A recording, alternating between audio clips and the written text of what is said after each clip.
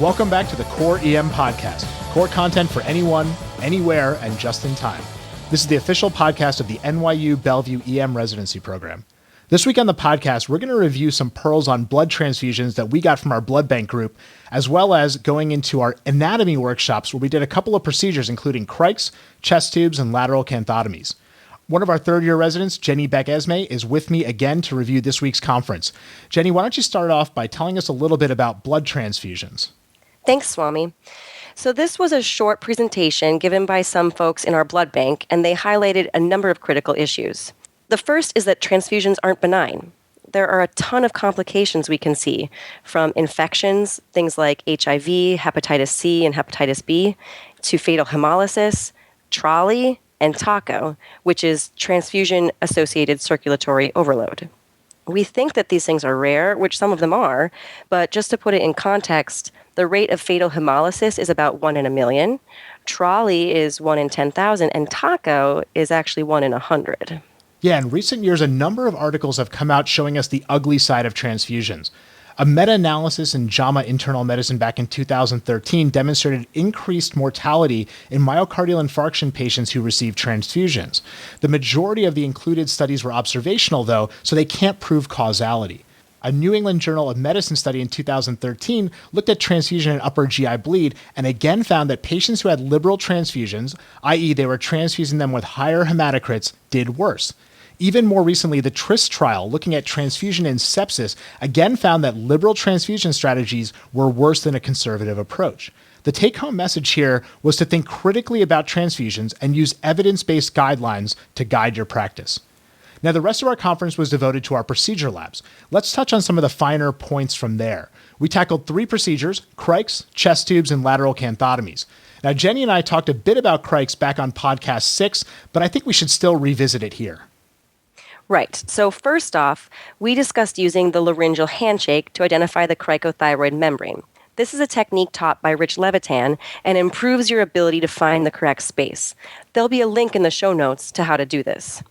There are a lot of techniques to doing a cric, but the main thing we talked about is to get good at a single technique, so when those 1 to 2 situations arise in your career, you are ready to go. We spent the majority of our time discussing and practicing the scalpel finger bougie technique that was featured on the MCRIT website. The idea here is to make a large vertical incision in the midline of the neck, identify the cricothyroid membrane by palpation with your fingers, and then place your scalpel through it. Without taking that scalpel out, you can run your bougie into the airway and then railroad a tube over it. Now, this description isn't enough, so we'll link to Ruben Strayer's amazing cric video in the show notes. Yeah, those are great tips on doing a cric. It actually turns out that Ruben and I were involved in a near cric over the weekend, and Ruben was sort of my backup as I was managing the airway from the top, and we couldn't find the Melker kit. Didn't really need it anyway. Ruben just grabbed a bougie, grabbed a scalpel, and he was ready to go. The second procedure we tackled was a tube thoracostomy, or chest tubes. I think this procedure can be intimidating, but it's really not that difficult. I think the great John Hines said it best. Putting a chest tube in is slightly less complicated than stuffing a turkey. The key is proper preparation and setup and making a good, healthy incision through which to place the tube. The most common mistake that I've seen is making that incision too small. So make the cut, pop through with a clamp, and then spread so you can get your finger in the hole. That finger is used to confirm placement and to guide the tube into place. If the first incision or that first cut that you make is too small, you're not going to be able to fit both your finger and the tube in at the same time. So you're going to pull your finger out, and even if it's just for a second, you can lose that track. The next thing that happens is you place that tube into a false track, and now the patient didn't get their pneumothorax addressed. If you make a big enough cut, this never happens. The University of Maryland Emergency Medicine Department has a nice video on how to do that, and we're going to drop that in the show notes as well. Finally, we went through the steps of doing lateral canthotomies.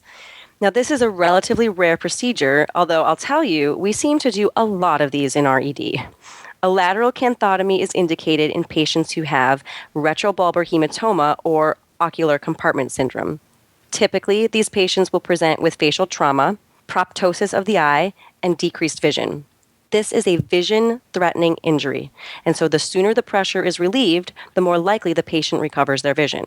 We should consider performing a lateral canthotomy when there is evidence or confirmed presence of a retrobulbar hematoma, decreased visual acuity, restricted extraocular movement, afferent pupillary defect, and an intraocular pressure greater than 40 millimeters of mercury.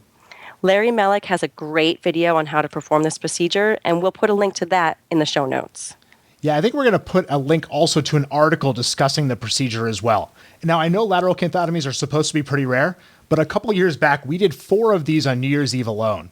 You can't wait for the ophthalmologist on this one, so we need to know how to do the procedure, when it's indicated, and then be ready to perform it as quickly as possible.